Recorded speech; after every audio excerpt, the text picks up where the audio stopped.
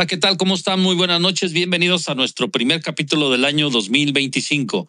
En esta ocasión tenemos una invitada muy especial que es mi amiga y querida, la doctora Dani Julián. ¿Cómo estás, Dani? Muy bien, Nicolás, muchas gracias. Gracias por la invitación. Un honor abrir la segunda temporada de tu podcast. Muchas gracias. No, y gracias por aceptar la invitación. De verdad que estamos muy emocionados, muy contentos. Bueno, mi nombre es Nicolás Reyes, soy cardiólogo, especialista en arritmias cardíacas, que es lo que se llama electrofisiología cardíaca. Y nuestra amiga Dani es médico internista. Así es. ¿Qué define a un internista, Dani? Eso es una muy buena pregunta, ¿no? Muchos pacientes, incluso ya llegando a la consulta, siempre me dicen, doctora, bueno, ya estoy aquí, pero ¿qué hace un internista? ¿No? O nada más interna pacientes. Pero no, la realidad es que el internista, bueno, somos médicos que vemos al paciente como muy global, ¿no? O sea, de una forma muy general. No nada más nos enfocamos a un solo síntoma, a un solo órgano, sino que lo vemos como de una forma más compleja, más completa. Y generalmente se apoyan de nosotros otros médicos, otras especialidades en pacientes que tienen algún tipo de sintomatología muy atípica o enfermedades de difícil diagnóstico, o incluso también vemos pacientes para manejo de enfermedades crónico-degenerativas, diabetes, hipertensión, tiroides, pues no sé, en otro tipo de enfermedades metabólicas, dislipidemia, obesidad. Manejamos pacientes con obesidad, síndrome metabólico y pacientes graves también en hospitalización apoyando a otras especialidades. Incluso coordinamos con otros médicos también el manejo del paciente. Ok, es decir que alguna vez hablábamos aquí de lo que era el internista, eras como el pediatra, ¿no? Inicialmente. Ándale, el pediatra, pero de adultos. De adultos, es el pediatra de adultos, sí. Vemos adultos. Y luego ya viene lo que es la geriatría, ¿no? Que ya todavía se va el adulto mayor. A pacientes de adulto mayor. Así es. Sí, fíjate que yo me acuerdo hace mucho tiempo que me decían, oye, el internista es el que interna, o sea, como que suena más a eso, ¿no? O que es el médico que te ve todo lo interno. Entonces, sí, definitivamente, amigos que nos están viendo o escuchando, el médico internista, tal cual lo dijo mi amiga Dani, es un médico bastante capacitado después de hacer la carrera de medicina general. Es una larga carrera todavía, hay muchas guardias, mucho estudio para poder entender todo el organismo de una manera mucho más exacta, mucho más precisa. Y no solo eso, cuando ya hay una subespecialidad o una alta especialidad, te enfocas además a veces nada más al pedacito, ¿no? Solamente ahí. Y siempre es importante que un médico internista esté hablando al paciente porque está considerando todos los puntos, todo lo que está conectando, si el paciente trae hipotiroidismo, si el paciente trae diabetes, aparte si es obeso, si es hipertenso. Y a veces digo, ¿sabes qué? Yo soy cardiólogo y solamente me dedico a destapar arterias, ¿no? Que es lo que hemos escuchado de repente o lo que nos han dicho algunas personas. O, por ejemplo, en mi caso, yo solo quiero tratar arritmias y solo quiero colocar marcapasos y ya. Pues no, porque muchos pacientes muchas veces traen muchas otras cosas que hay que apoyarse del internista. La verdad, yo amo la medicina interna, es una especialidad padrísima. Me costó dejarla, ¿verdad? ¿Terminaste medicina interna? No, pues me derivé de segundo año. En el R2, pero claro. me costó del R2 decir, sabes que incluso mis maestros, ¿no? ¿Qué vas a hacer? No dejes la medicina interna, ¿qué vas a hacer de cardiólogo? Bla, bla, bla. Pero pues yo tenía la vista en ir a cardiología, entré a medicina interna porque era Sí, era nada más para pasar a lo que tú querías, ¿no? Lo que yo quería, a tu objetivo. Pero una vez que vi medicina interna, padrísimo. O sea, la verdad, hasta la fecha me sigue encantando, pero definitivamente no te da tiempo de hacer todo. O sea, no hay tiempo. Como tú bien lo decías, hay que coordinar, hay que estar viendo qué más tiene el paciente y a veces ya como médicos de alta especialidad, si no nos ponemos alertas, se nos va una cosita que era lo más importante en el paciente. Claro, sí, o sea, el manejo de electrolitos, líquidos intravenosos. Pero sí, realmente el internista, pues somos quienes como que armamos el rompecabezas, ¿no? Incluso desde la consulta. O sea, te viene el paciente con diferentes síntomas. Doctora, tengo mucho tiempo con esto, ya fui con este especialista, ya fui con este especialista. Y me dijeron, tengo que ir con un internista para que realmente me diga qué es lo que me puede estar pasando, ¿no? Entonces, por eso lo vemos como más global, o sea, lo vemos como un todo, incluso emocional, físico y social, ¿no? Tenemos que como que compenetrar todos los aspectos del paciente para lograr llegar a un diagnóstico y en casos necesarios, obviamente, derivarlo, si es que es necesario, a algún subespecialista, ¿no? Ok, muy bien. Yo recuerdo a uno de mis maestros, no voy a decir mi nombre porque quién sabe si me ve algún día, pero me decía, lo más importante para mí, Nicolás, es que el paciente no regrese. Entonces a mí eso me impactó. ¿Cómo que no regrese, doctor? Cuando estaba en medicina interna. Sí, que se cure. pero ahora lo entiendo un poco más. O sea, es atinar al diagnóstico, ¿no? O sea, dar en el punto preciso qué es lo que necesita el paciente. Por ejemplo, ayer, ¿no? Antier, llegó dos pacientes, así como en filita, con bradicardia. Todos asustados porque les tomaron un electrocardiograma y tenía bradicardia. Entonces le digo, ¿y por qué viene conmigo? O sea, tú ves a la persona totalmente íntegra, ¿no? Pues yo fui al laboratorio, un check-up, me salió bradicardia. Y le ponen acudir con cardiólogo. Acudir con cardiólogo. Le digo, pues ya está aquí, pero no es el cardiólogo el primero que tienen que ver. O sea, ¿a quién hay que ver? Primero hay que ver a un médico que sepa todas las características de la bradicardia y los diagnósticos diferenciales, y pues es precisamente un internista. O sea, ¿qué hicimos con nuestros pacientes? Interconsulta a medicina interna. ¿Por qué? Porque además yo tengo una alta especialidad de arritmias y digo, mire, a lo mejor sí le podría hacer el protocolo porque tenía una TSH elevada. Entonces digo, creo que el asunto va por hipotiroidismo y pues tiene muchas implicaciones. Hay que hacer varios estudios. Idealmente podría haberle un endocrino, pero hay muchos aspectos que a lo mejor hay que ver antes, ¿no? Entonces, un internista es ahí donde entra el internista. Entonces, no se asusten cuando los manden con un internista y piensen que ya los van a internar. O sea, no digan qué suertudos somos, que ya me van a ver como un todo. Sabes también que es importante, y sobre todo en el campo de la medicina interna, que no vayamos a consulta para como un medio de curación, sino más como un método de prevención, ¿no? Eso a mí se me hace sumamente importante. Siempre le digo, personas que conozco, no dejen pasar una consulta al año para evaluarse, o sea, no nada más vayan hasta que se sientan mal, ¿no? O sea, hay que tener una medicina preventiva, y eso a mí me encantaría también que muchos médicos generales lo aplicaran en sus consultas. Al final son médicos de primer contacto y que de hecho ellos nos refieren pacientes muchas veces, pero ya cuando vienen con algo, ¿no? Entonces es importante manejar la medicina preventiva y que cada paciente pues tome conciencia de su propia salud y por lo menos una vez al año un chequeo general con el internista. Maravilloso lo que acabas de decir, me llevó a otro punto. Regresando del Congreso Europeo el año pasado, me reuní con la gente que me ayuda y le dije, ¿saben qué? Vamos a cambiar las cosas ahora. Creo que estamos desperdiciando muchas cosas. O sea, a mí de nada me sirve que llegue el paciente ya con un infarto, con un marcapaso, diabético, hipertenso y darle una lista así de medicamentos si el paciente no hace ningún cambio en su estilo de vida. En verdad, ese paciente va a estar aquí a cada rato y entonces pues una pastilla más, ¿no, Dani? Porque al rato... La polifarmacia es impresionante. Claro, entonces, ¿qué pasa si realmente damos ese entorno tanto a la prevención, como lo estás diciendo, por el del médico de primer contacto? Si encuentran algo raro, pues lo pasan a medicina interna, lo hacen como método preventivo también, pero aún ya en la prevención secundaria, el paciente que ya está enfermo, o sea, no es lo mismo el paciente que está contigo y que es diabético y que sigue tomando bebidas endulzadas, ¿no? Claro, que estás tocando un tema bien importante. Fíjate que sí, últimamente me han llegado varios pacientes que vienen referidos de otros médicos, que son diabéticos, y les pregunto, ok, ¿desde cuándo tienes diabetes? Ya tengo más de 10 años, doctora. Ok, ¿qué medicamentos tomas? Y me vienen con más de 4 medicamentos para diabetes, y es un paciente con sobrepeso u obesidad, y siempre les pregunto, a ver, ¿alguien te ha orientado acerca de tu dieta, del tipo de ejercicio que hay que hacer, cuántas veces a la semana hacer ejercicio, qué puedes comer? O sea, realmente yo siempre le digo a mis pacientes, un paciente con diabetes, cuando está bien controlado, no requiere tanto una dieta tan restrictiva, ¿no? O sea, necesitamos tener medidas que sean sostenibles a largo plazo, pero es bien importante conocer mi enfermedad. O sea, si soy un paciente con diabetes, conocer mi enfermedad y saber qué porciones a lo mejor de ciertos alimentos debo de moderar un poquito más. Y siempre les digo, cuando tenemos este tipo de medidas, podemos disminuir esa polifarmacia, esos 4 medicamentos de diabetes, a lo mejor a 2, a veces a 1. Incluso hay pacientes que logran tener un autocontrol o una remisión cuando llevan pues dieta adecuada, ejercicio, cuando se cuidan realmente y toman como las riendas de su enfermedad, ¿no?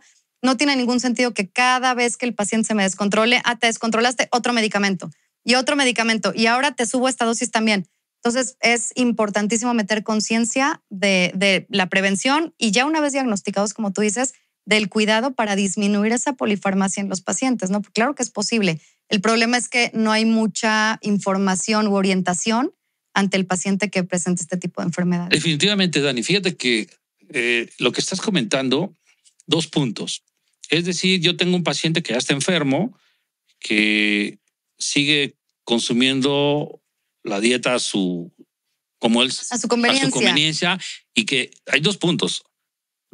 Todos ya saben que si son diabéticos no deben consumir azúcar. Y oiga, ¿se tomó un refresquito? Sí, doctor, pues es que es el que me da energía. Y encuentra, híjole, tiene la glucosa muy alta, ¿no? Y tenemos a ese paciente que el primer paso es tratar de eliminar ese deseo, satisfacción de la lengua, como decía mi maestro de neurología en la universidad, solo le dan gusto a la lengua, pero ¿y lo demás? Y luego viene el otro punto, o sea, ¿lo podrás hacer sola? O sea, Dani, con 20, 30 pacientes al día. Así es. Todo, estarles haciendo su dieta a los pacientes, estarles explicando por qué es importante. Entonces, ¿qué debemos hacer? O sea, como área médica, o sea, integrar qué. ¿Sabes qué? Fíjate que yo sí con mis pacientes de primera vez, sí me tardo un montón. O sea, sí trato de dedicarles este tiempo para explicarles la enfermedad y explicarles de dónde se deriva este problema que traen o esta alteración que ahorita traen en cualquier estudio de laboratorio, pero ahorita específicamente hablando, por ejemplo, de la glucosa, ¿no?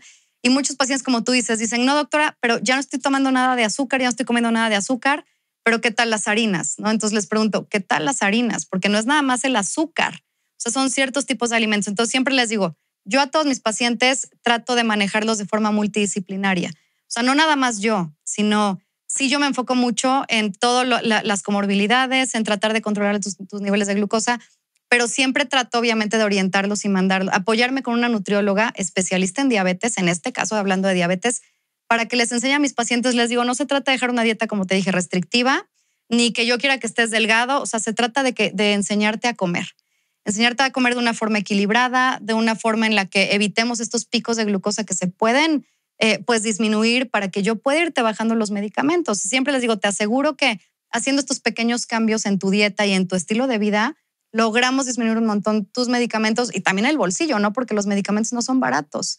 Entonces, al final es mucho beneficio para el paciente, pero sí me tardo mucho para tratar de explicarles. Muchos no saben ni qué es la diabetes, ni qué es, por ejemplo, la hemoglobina glucosilada, ¿no? Que les digo, a ver, ¿cuál fue tu última hemoglobina glucosilada? ¿Qué es eso, doctora? Yo, ¿cómo? O sea, llevas 10 años ser diabético y nadie te ha explicado esta parte de tu enfermedad y qué es lo que yo voy a estar revisando para saber qué tan controlado estás.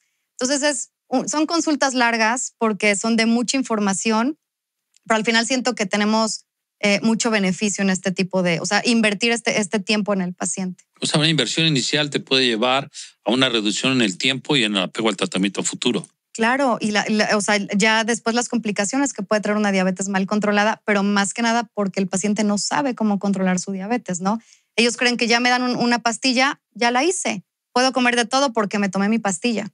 La realidad es que no es así, ¿no? O sea, hay que hacer conciencia de algunas otras y después que vengan contigo y que vean que ya en lugar de 10 pastillas tienen 8 o 7, qué padre, ¿no? Claro, no, y sí me ha tocado, digo, gracias a Dios, he tenido pacientes muy disciplinados que sí realmente de 5 medicamentos que tomaban, ahorita los tengo con 2, incluso, o sea, dosis bajas de medicamento, ¿no? Y se sienten bastante bien. Súper, bueno, pues ya están viendo eso es lo que hace un médico que está comprometido con la salud y sobre todo un médico que se dedica a la medicina interna. O sea, y así como estábamos hablando de diabetes, también podríamos estar hablando de problemas tiroideos, podríamos estar hablando de un paciente que tiene una lesión en la columna, en la cual ya fue operada, o de una rodilla y que tiene sobrepeso, ¿no? O sea, también, y que no hace nada de ejercicio, que están todo el día sentados, o simplemente que están come y come, ¿no? Y viene esta consulta, tiene, no sé, 70 kilos, y viene la otra ya tiene 72 y dice, oiga, de aquí a un año usted va a pesar 80 kilos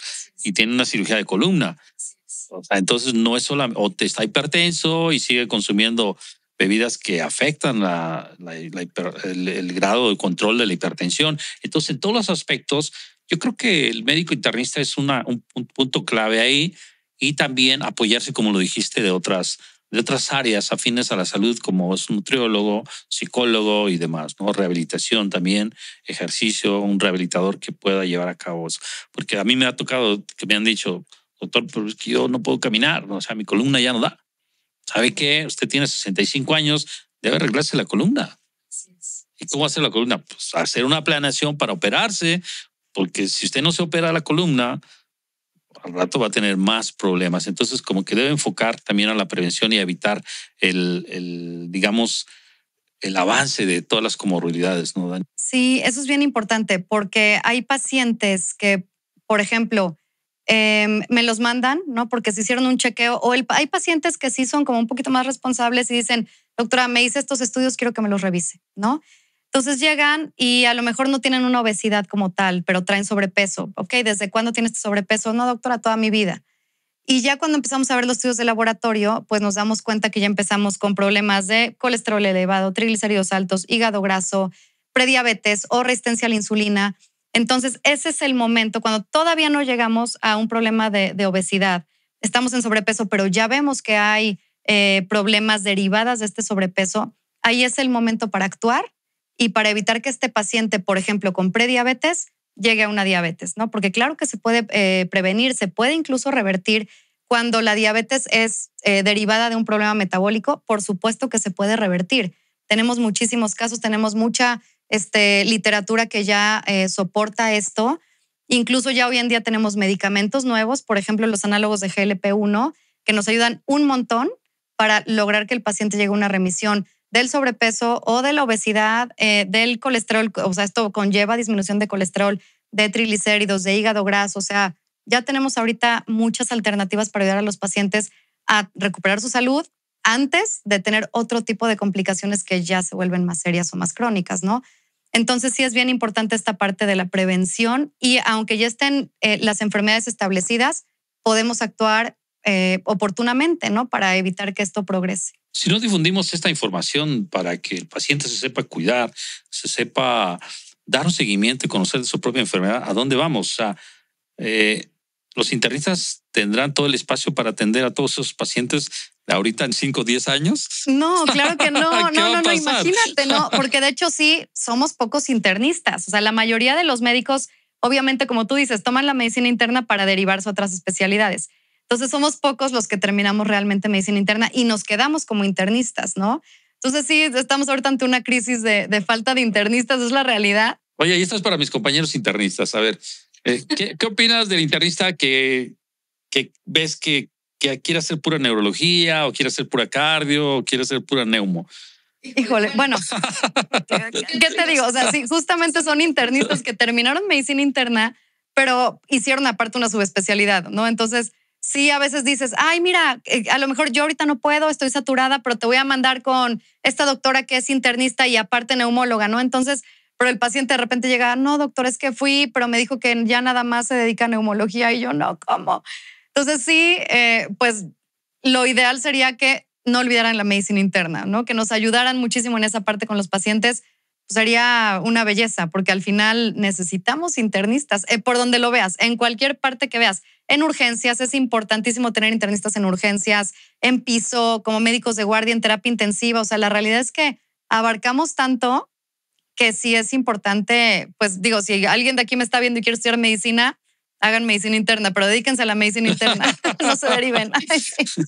Sí, claro. Sí, es bien importante. No, definitivamente. Bueno, estamos hablando ahorita prácticamente de pacientes, yo me estoy imaginando un tipo de paciente, ¿no? 65, 70 años, ¿no? ¿Y qué pasa con las mujeres jóvenes? ¿Qué pasa con esas mujeres que llegan y que luego van y empiezan, voy al cardiólogo, ¿no? Pero llegas con el cardiólogo y ves una mujer joven y dices, bueno, ¿por qué vino usted? ¿Por qué viene conmigo? ¿Qué le pasa? Y no, es que ya anduve acá y de vueltas, bla, bla, bla, y ya me dijeron que estoy mal, que estoy enferma, o que necesito, que es mi estrés y que todo eso. ¿Qué opinas de eso, Dani? Las mujeres que las pobres las traen dando vueltas por todos lados. Sí, sabes que me tocan mucho esos casos. Bueno, jóvenes, estamos hablando que más o menos 35, 40 años, más o menos. Sí. Ese es un rango de edad muy interesante. Bueno, desde mi punto de vista, te voy a decir por qué pienso eso. Fíjate que me llegan muchos pacientes a mí más o menos entre 38 y 45, 46 años, ¿no? Y precisamente lo que tú dices, han estado dando vueltas con muchos médicos. Ya fui con mi ginecólogo, ya fui con el cardiólogo porque, doctora, siento palpitaciones, siento ansiedad, tengo insomnio, estoy muy sudorosa, siento que me duele el pecho, me falta el aire.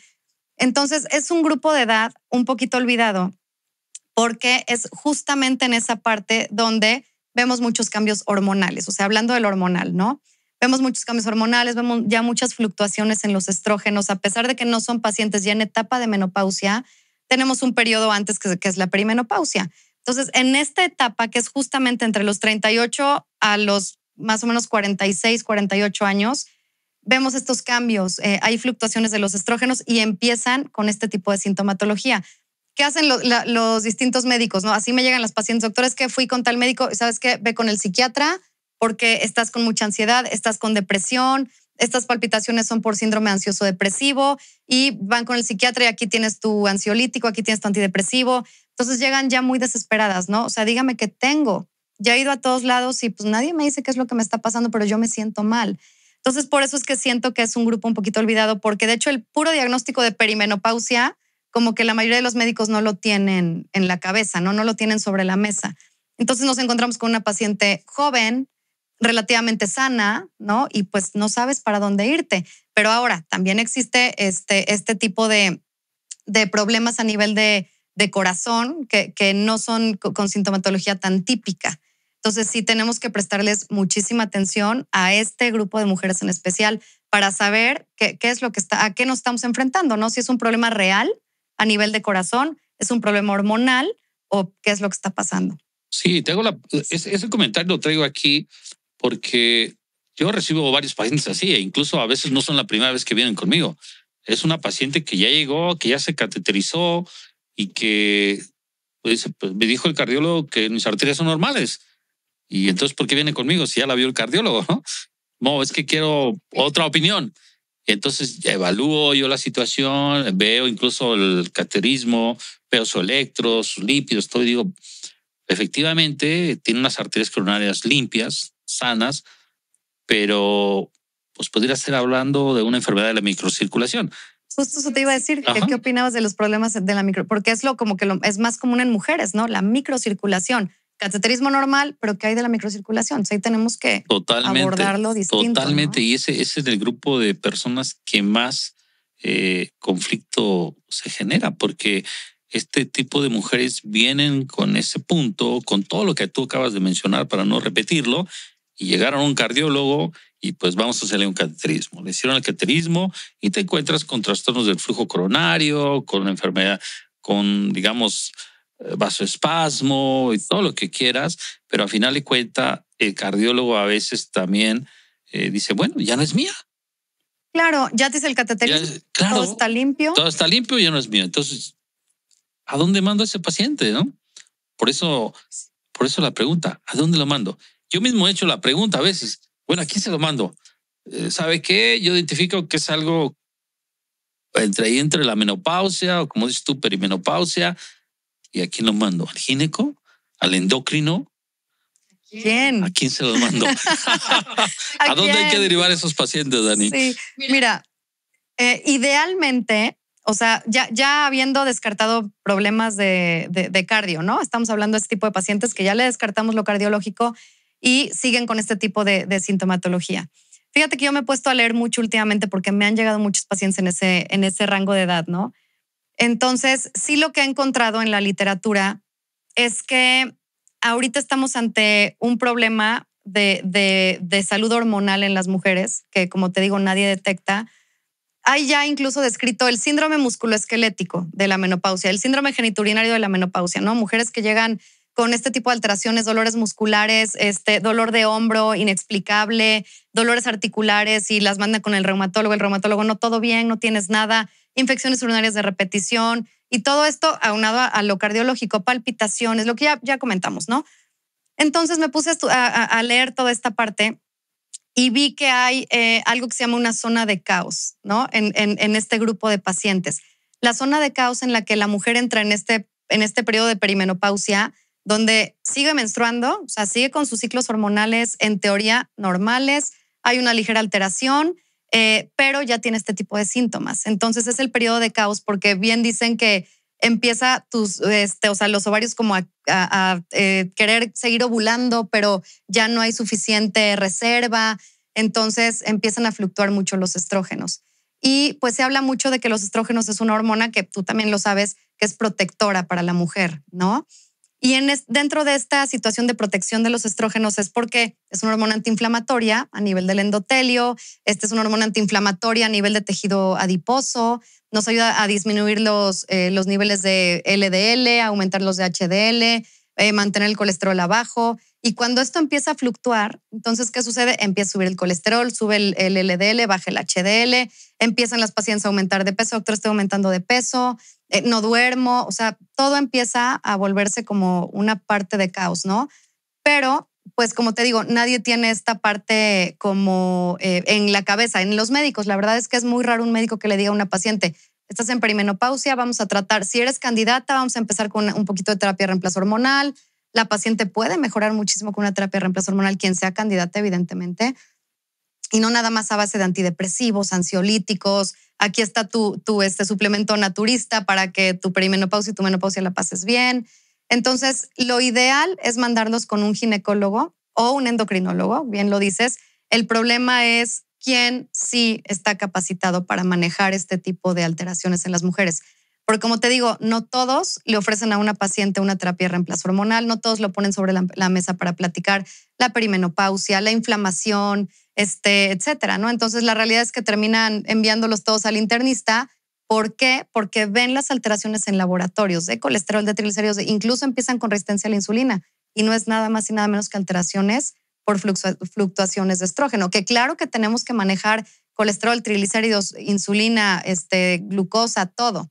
Pero pues también a la par estar viendo qué está pasando con ese periodo hormonal. Porque como tú también sabes, una vez que la paciente ya está en periodo de menopausia, pues el riesgo cardiovascular se eleva muchísimo, ¿no? Incluso más que un hombre de esa misma edad.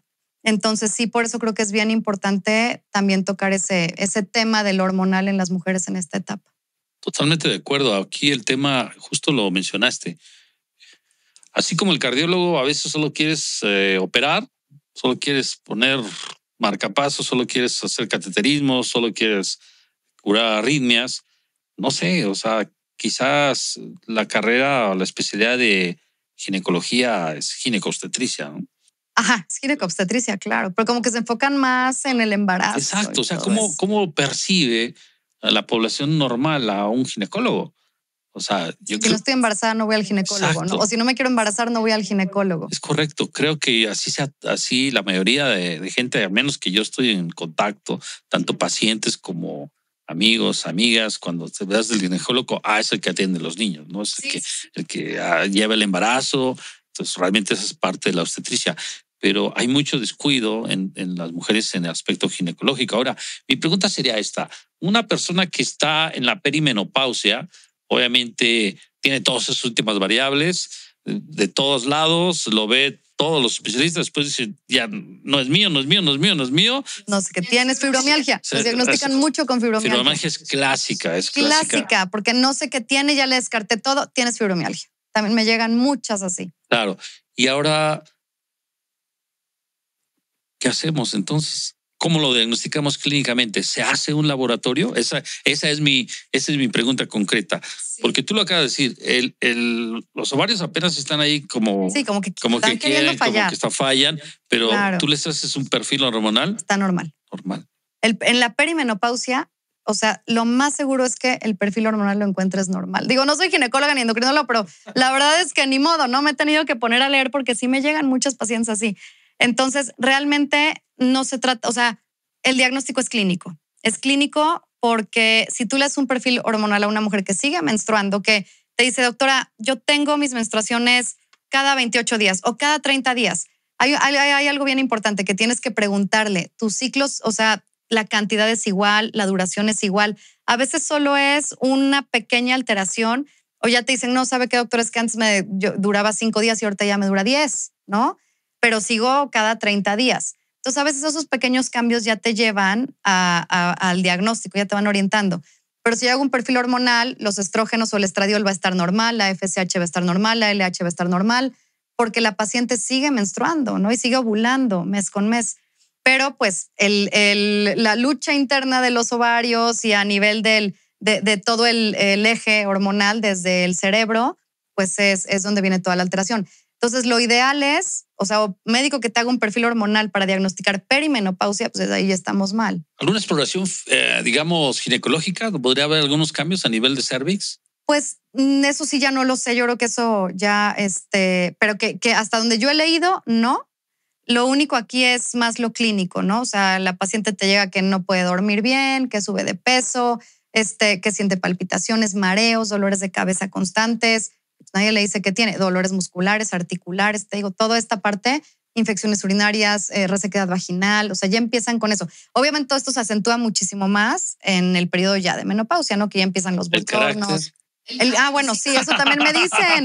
Doctores, que ya de todo me enojo. Ya no aguanto nada. O sea, sí, cualquier cosa. Ya no quiero ni a mi marido ni casa, ¿no? Exacto. Pero sí, la importancia de platicar de esto, que a pesar de que, pues digo, soy internista, puedo abarcar esta parte también, pero a pesar de que no es como mi base de manejo, o de más bien, no soy ginecóloga, como digo, ni endocrinóloga, pero lo importante de esto es prevenir o tratar a estas pacientes para que después no me presenten un riesgo cardiovascular más grande, que la realidad es que ese es el miedo, ¿no? Porque la primera causa de muerte en las mujeres, tú desmiénteme si no, pero es cardiopatía isquémica. No, y además lo que tú decías, es un grupo olvidado, es un grupo olvidado y que a final de cuentas todo el mundo lo quiere mandar al psiquiatra, a final de cuentas. Y hay una población que en verdad sí está enferma en el aspecto cardiovascular, pero vean ahí vean la importancia de que eso es lo que hace un internista. Realmente yo estoy de acuerdo en que tú veas a esos pacientes porque es una población olvidada, tú lo dijiste. Y a veces te decía yo de las características clínicas porque puede ir con el ginecólogo le puede hacer un perfil hormonal, le puede decir todo es normal, le puede hacer una exploración incluso con un espejo ginecológica claro. Y dice, no, todavía no tienes cambios, pero realmente es el aviso de que algo viene. Además que también socialmente a los 38, 40 años se enfrentan también a situaciones ya especiales. Tus hijos generalmente pueden ya estar en la adolescencia. Ay, sí, claro. Entonces, no, sí, entonces perimenopausia la mujer, adolescente el hijo. Claro, ¿no? Entonces te enfrentas a una situación todavía socialmente que va a contribuir a eso. Yo te lo digo porque en la práctica, en los años que llevo de práctica, no ha sido una, sino varias pacientes que me he enfrentado en esa situación. Le digo, a ver, lo primero que tiene que hacer usted no está mal de la cabeza, tranquila, o sea, no requiere un psiquiatra porque justamente, como tú sabes, llegan ya premedicadas o ya fueron y pues obviamente con tratamiento antidepresivos no siempre se van a curar, o sea, porque no es el único problema. Entonces ahí lo que yo creo es que cualquier médico que esté capacitado, como me decían también mis maestros, estoy recordando la residencia de medicina interna, ellos decían. Qué bueno, sí. Eso te va a traer sabiduría. Sí, claro, me estás trasladando a esos tiempos. Me están diciendo, ellos me decían, las enfermedades no son de los especialistas, son de quien sepa tratarlas. Y ahorita estoy recordando eso porque tú lo has estado haciendo eso. Me han llegado tantos pacientes y me tuve que leer. ¿Por qué? Porque ahí están los pacientes. Y de repente a mí me pasa, oiga, usted solo tiene hipertensión, por favor vaya a ver al internista. O sea, yo me dedico a otra cosa, yo me dedico a poner marcapasos, me dedico a esto, o sea, pero bueno, ahí tienes al paciente, requieres darle una solución. Entonces, pero estamos entrando a un punto importante. El punto importante aquí son pacientes que sí tienen enfermedad cardíaca y que llegan con cambios en el electrocardiograma, que ya recorrieron todo eso y que digo, caray, su electrocardiograma sí está patológico, sí tiene isquemia. ¿Qué es la isquemia? Pues son los cambios en el electrocardiograma que puede estar en cualquiera de las derivaciones de B1 a B6, en la cara anterior, en la lateral, en la cara inferior, en cualquier parte que representa la zona donde está irrigando ya sea la arteria descendente anterior, la corona derecha o la circunfleja. Y si tienen enfermedad clínica, tienen cambios electrocardiográficos que los podemos ver sin nada de invasión a través de un Holter. Vemos depresión del ST, isquemia silente, en la noche tienen isquemia, tienen palpitaciones, tienen dolor. Y muchas veces esos pacientes las han catalogado como una enfermedad totalmente de ansiedad y psiquiátrica. Entonces, esos pacientes sí requieren tener también una valoración por cardiólogo, pero no es el cardiólogo el que les va a solucionar todos los problemas, ¿ok? Esa es una parte bien importante que debe quedar claro aquí. Sí. Y ahí nos metemos a otro tema, Dani. Ese paciente llegamos, lo hacemos, podemos abordarlo de varias formas. Ya hay mucha tecnología, podemos hacer una ecodobuta, podemos hacer medicina nuclear, podemos hacer incluso una tomografía de arterias coronarias y de repente encontramos puentes musculares, encontramos trastornos del flujo coronario e incluso los llevamos a un cateterismo. Y de repente ya salimos del cateterismo, ahora viene la parte del familiar, por favor apoyen mucho a sus pacientes, ustedes como familiares. Y dicen, entonces no entiendo qué tiene mi esposa, ¿no? Pues ¿cómo que qué tiene? Tiene una enfermedad coronaria, pero esa situación que yo recuerdo anteriormente decían, ¿por qué un paciente tiene un estudio de medicina nuclear con isquemia incluso moderada, severa, y entra un cateterismo y arterias coronarias limpias? Ahora ya tenemos el concepto de lo que es INOCA, incluso MINOCA, que es un infarto sin lesiones coronarias, un infarto bien puesto, bien colocado, sí se infartó. Entonces aquí la parte que queremos que quede bien claro y nos interesa bastante es, no todos los infartos tienen arterias ocluidas. No todos los infartos van a encontrar arterias tapadas. Por favor, apréndanselo bien. Médicos que puedan ver el podcast, pacientes, familiares, todo el mundo. Entonces, ¿qué es esta enfermedad? Que mucho antes se le llamó, yo recuerdo le llamaban síndrome X. Síndrome X, ¿no? Claro, sí, el síndrome X, por supuesto. La enfermedad a nivel de microvasculatura, y solo en mujeres, ¿no? Bueno, también puede existir puede existir en hombre, pero recuerdo igual yo en mi residencia, en mi rotación de cardio, recuerdo muy bien que, mi maestro nos decía, si es mujer y tiene datos signos, algún síntoma de cardiopatía isquémica, búscale microvasculatura. Si no le encuentras nada más, búscale microvasculatura, ¿no? No sé nombres como lo veas tú, pero mujeres como que es más frecuente. Últimamente también hemos visto bastantes hombres. ¿Ah, sí? Ya estamos compartiendo ahí responsabilidades bastante. Bastante. Fíjate que va más allá del género. Yo creo que también va más allá de la posición que le hemos. Tiene que ver más con la posición que le hemos dado al individuo. ¿Sabes qué? Tú por mujer te quedas en casa y tú por ser hombre pues a trabajar. Entonces, a ver, cámbiate los papelitos y vas a ver que vas a empezar a padecer lo que padece la mujer.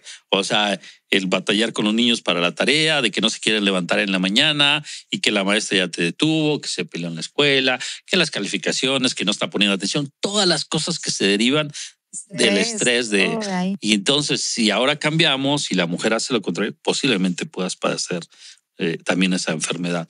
Entonces, yo creo que va más allá del género, Dani. Definitivamente creo que también es la posición que tenemos ante la sociedad y actualmente ves que ya se está equilibrando mucho eso. Entonces creo que yo he encontrado varios hombres ya con enfermedad de la microcirculación. Y también nos preocupa eso. ¿Por qué nos preocupa? Porque ¿cómo es la medicina actualmente privada?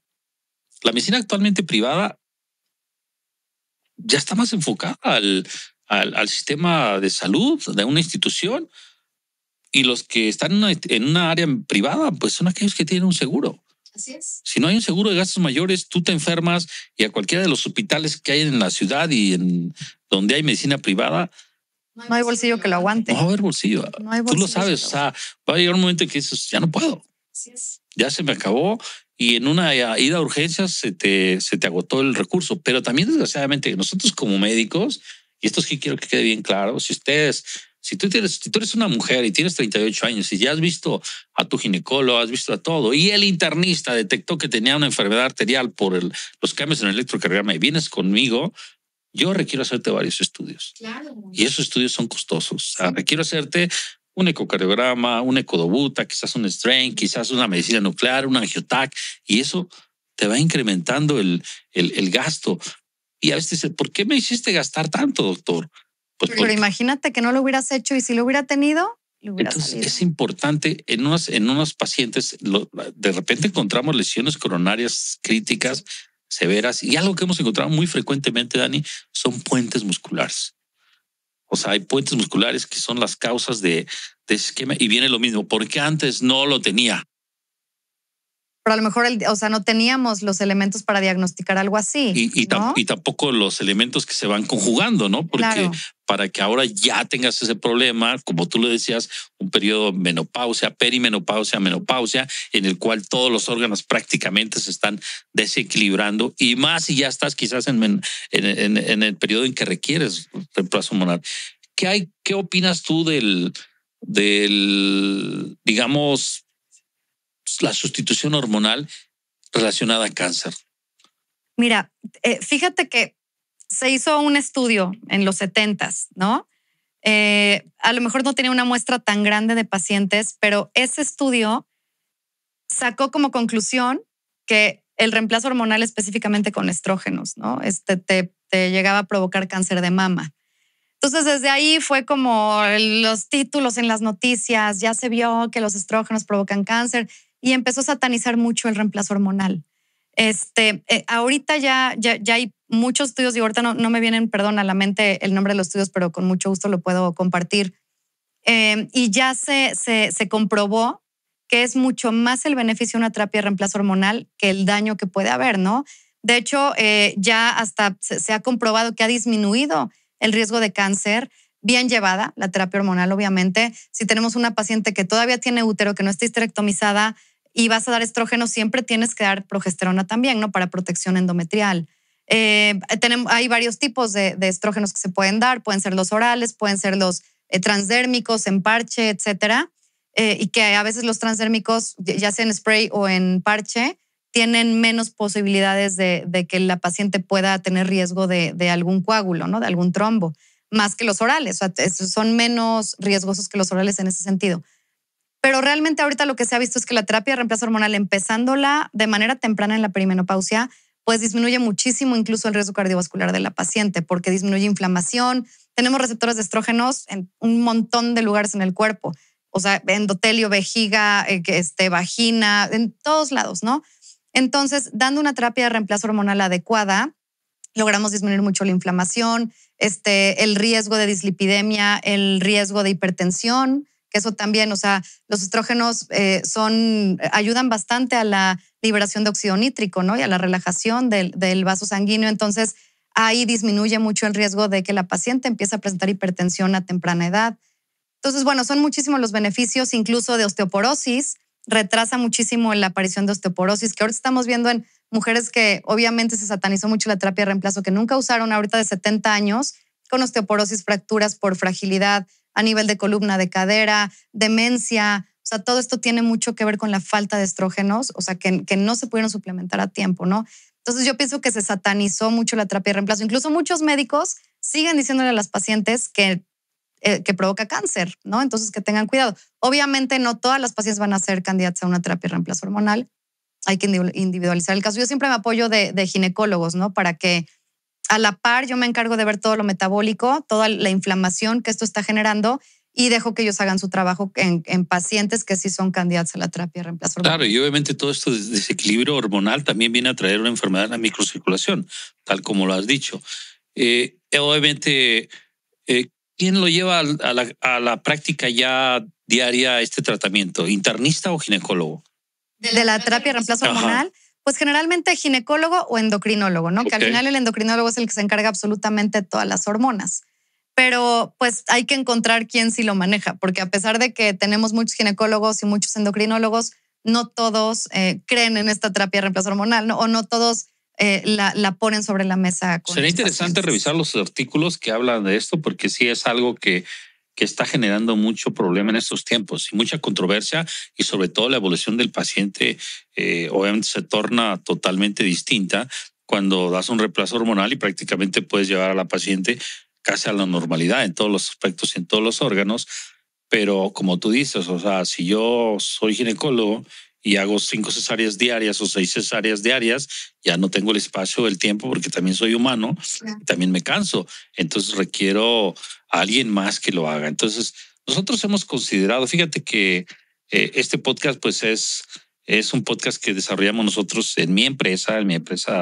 Es una empresa que tenemos que se llama Cardiac Vascular, y que nos dedicamos a varios puntos, varios aspectos, desde la prevención secundaria y la prevención primaria, secundaria, rehabilitación cardiopulmonar, cardiología y todos los aspectos.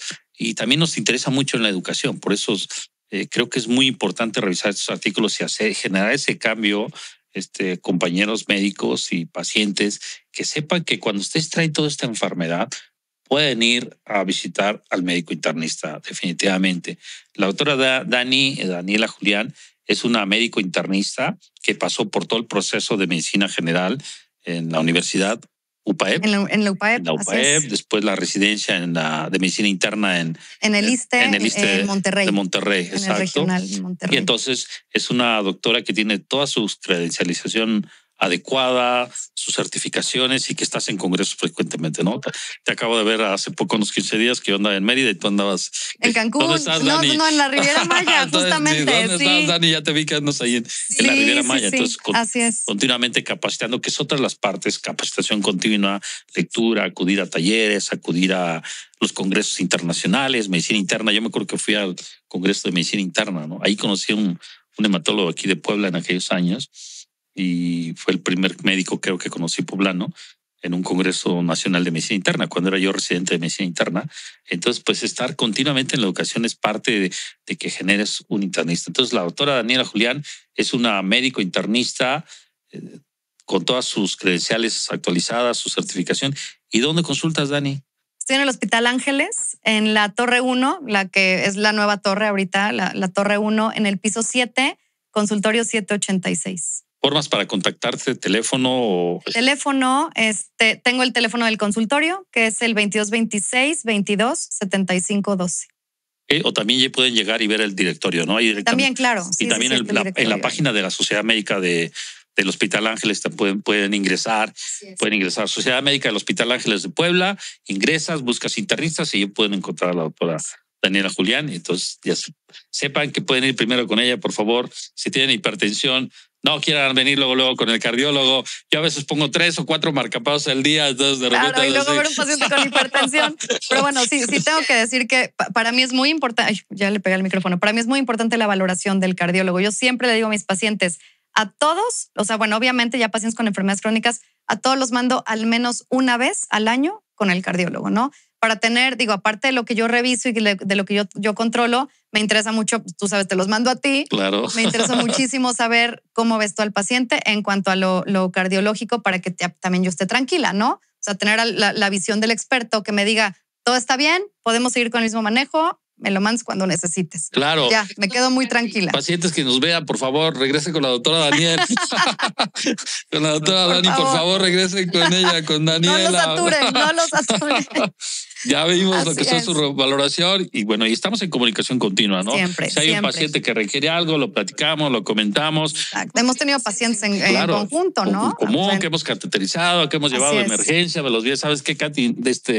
Dani inmediatamente va para Cate porque está mal la situación, y hay otros pacientes que nos podemos esperar, podemos comentar el caso y hacer todo el protocolo. Pero una vez que terminemos el protocolo de cardiología y que les damos el tratamiento, hay que regresar con la doctora Daniel, porque ahí hay más patología. Por ejemplo, algo que me encuentro muy común y que quizás con esto podríamos cerrar el capítulo sería que también tiene que ver mucho, o sea, pacientes que yo veo la placa de tórax y tienen una osteopenia severa. Entonces digo, esta mujer necesita urgentemente tratamiento con fármacos. ¿Qué fármacos son los que están actualmente para manejar la osteopenia o incluso ya la osteoporosis, Dani? Porque hay tratamiento farmacológico, inyectado incluso. ¿Qué tenemos a la mano? Claro. ¿Sabes qué? O sea, sí, obviamente siempre les pido una densitometría ósea y dependiendo su densitometría y el grado de osteoporosis o de osteopenia, es el medicamento que indicamos. También depende mucho el tipo de paciente. O sea, si es una paciente que hace regularmente actividad física o no. Muchos pacientes tienen ya hasta miedo, ¿no? Es que, doctora, mi doctor me dijo que como tengo osteoporosis no puedo hacer ejercicio. Y yo, no, todo lo contrario. El ejercicio de fuerza y resistencia, que eso sí siempre se los mando, obviamente con alguien que los ayude o que les enseñe a hacerlo adecuadamente para no lastimarse. Generar músculo mejora muchísimo la densidad mineral del hueso. Entonces, de entrada, los cambios en el estilo de vida son bien importantes, haciendo ejercicio de fuerza y resistencia, sentadillas, ligas, mancuernas, pesas, si es posible, es lo más recomendable. Hablando del tratamiento farmacológico, tenemos varios medicamentos. Tenemos el ácido alendrónico, calcio con vitamina D. Tenemos también, nos apoyamos mucho del Prolia, por ejemplo, que es denosumab, que es un anticuerpo monoclonal que también nos ayuda mucho a generar o mejorar el grado de osteoporosis, ¿no? Pero obviamente todo tratamiento, como todo tratamiento, debe de ser constante y pues estar vigilando cada año esta densitometría para ver qué ajustes podemos hacerle al paciente. Vean cómo, o sea, resumiendo, pues, y esto lo acabamos de ver ahorita en el congreso que estaba yo en Mérida cuando tú estabas en Cancún o en la Riviera Maya, y justamente que la edad de una persona, de un ya sea hombre o mujer, está determinada también por la cantidad de músculo. O sea, la cantidad de ejercicio que haces, como tú lo dijiste bien, pesas, no solo es correr, no solamente es hacer cardio, hay que hacer un poco también de pesas con todos los cuidados que se requieren.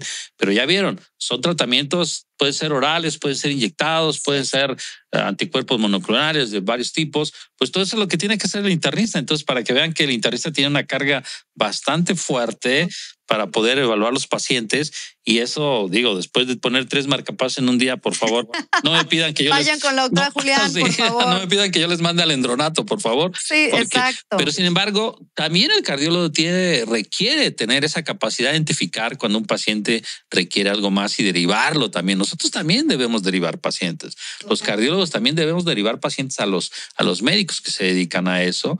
Desgraciadamente hay unas áreas que están muy saturadas por los componentes de diabetes y dislipidemia, y entonces pues vamos con un internista. Entonces vayan con la doctora Daniela Julián aquí en el Hospital Ángeles, piso 7, Torre 1. Piso 7, Torre 1, la nueva torre, la de cristal. La nueva torre de cristal. Así es. Bueno, pues muchísimas gracias, Dani. Ha sido un placer platicar contigo y esperamos que podamos hablar después de otro capítulo de otra enfermedad. Y qué bueno que viniste y aceptaste. Muchísimas gracias. Gracias a ti por la invitación. Gracias a todos por escucharnos. Por último, un mensaje para la población que te está viendo, Dani. Bueno, algo súper importante que ya lo tocamos, pero es bien importante recalcarlo. Acuérdense de medicina preventiva. O sea, recuerden nunca esperar a sentirse mal para acudir con su médico. Siempre por lo menos una vez al año, estudios generales, incluyendo su perfil de lípidos para saber cómo está el colesterol, los triglicéridos, insulina, una hemoglobina glucosilada para ver cómo está su glucosa de 3 meses, unas pruebas de funcionamiento del hígado, no porque estén mal del hígado, pero hay que ver que no haya datos de hígado graso, que eso también es otro tema muy, muy, muy importante también, pero es parte de un chequeo adecuado. Un electrocardiograma también una vez al año, radiografía de tórax, que es lo que yo pido por lo menos como chequeo general una vez al año, y para identificar cualquier alteración que requiera manejo oportuno o inmediato. Muchísimas gracias, Dani. Pues terminamos dándoles la bienvenida a este nuevo capítulo. Y bienvenida a la nueva temporada. Hasta la vista. Muchas gracias. Bye, bye. Hasta luego. Buenas noches.